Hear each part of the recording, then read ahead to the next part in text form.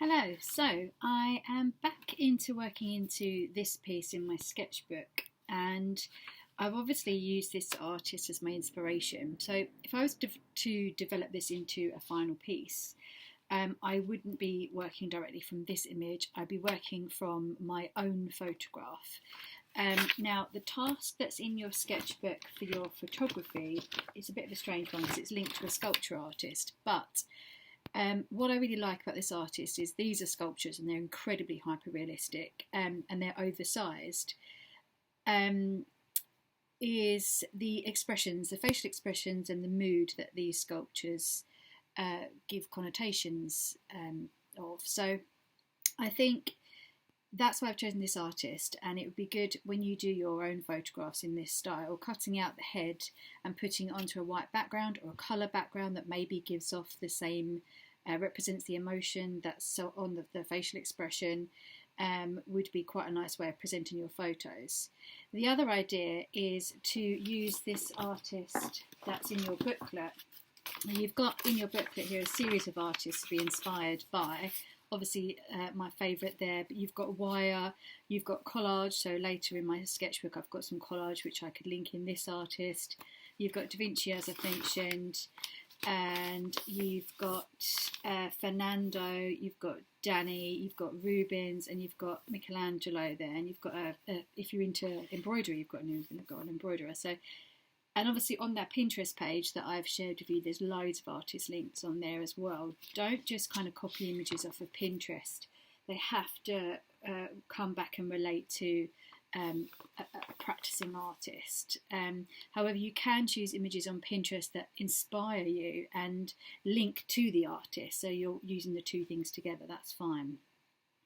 So what I was thinking is when you took your photographs of your face with a strong light source, you can cut the head out, perhaps you put it in a circle like this artist here, almost linking to your Byzantine work and that you did in year 9, and kind of pulling out ideas from one or two artists.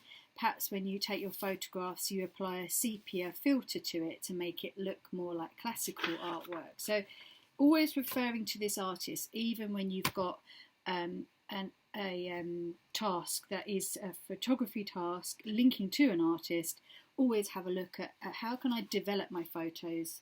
Yes, I've used Ron Muir, the facial expressions, and cutting out the head and putting it on a background, but could I actually develop this further whilst I'm at it?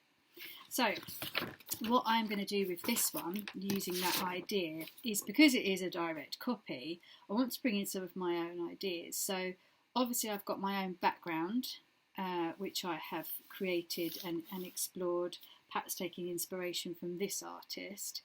But I'm going to go a bit further, and I'm going to put it in a circle in my sketchbook now. So as my year 9s last year found out, I'm a fan of drawing round something round, and I just so happen to have this bin here which will fit quite nicely, I think.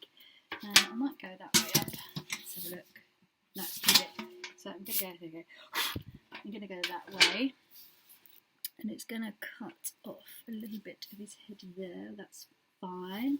Get it to the top of my sketchbook there, and I'm going to just draw a circle there. I'm going to lose some of my background, but be brave, that's okay. I'm going to sacrifice some of that background to make the piece work. Yes, nice. So then what I'm going to do is I'm going to get some brown paint. The artist Fernando has got a black background, but because my piece is related to nature, I'm going to use some brown. And I'm going to do it in a way that's not so thick, so some of my background still shows through. So, let's see, I've got some brown here.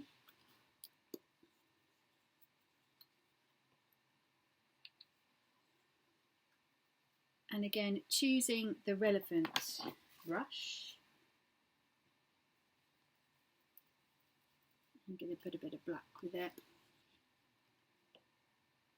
just to make it a bit darker.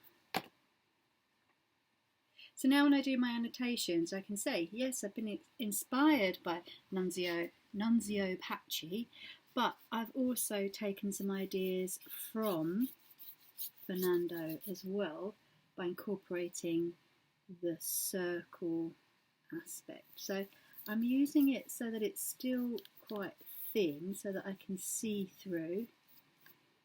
And this is about developing ideas. This isn't a final piece. This is just kind of exploring and experimenting with my research and seeing if I can come up with an idea. And this is, as I said in the previous video, this is definitely an idea that I would want to pursue as a final piece.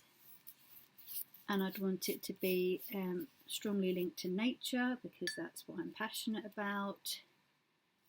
That's what I'm interested in. But again, we're all different, and you've got to find something that you believe in and that you're passionate about. What's your voice? What do you want to communicate through your artwork? Because that is what we're about.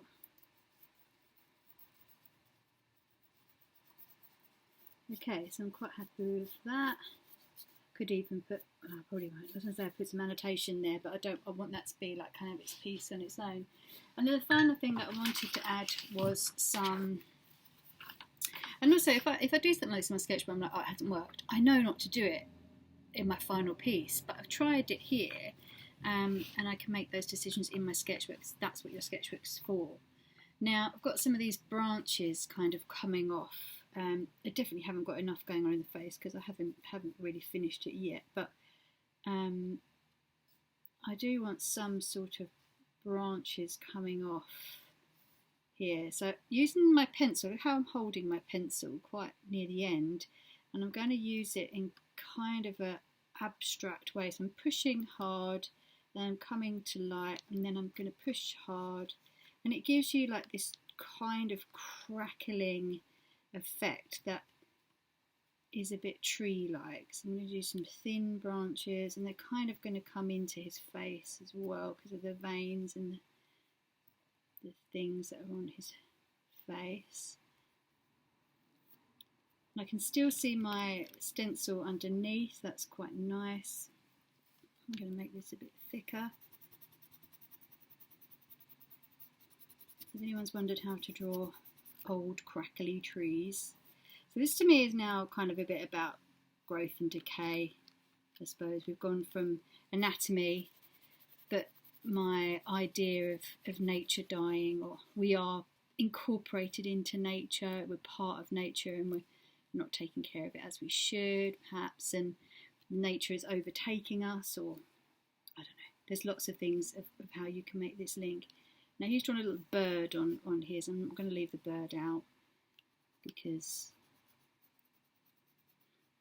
I don't feel like I want to put that on there. So there we go. I'll probably leave that like that now, but I wanted to show you those two ideas.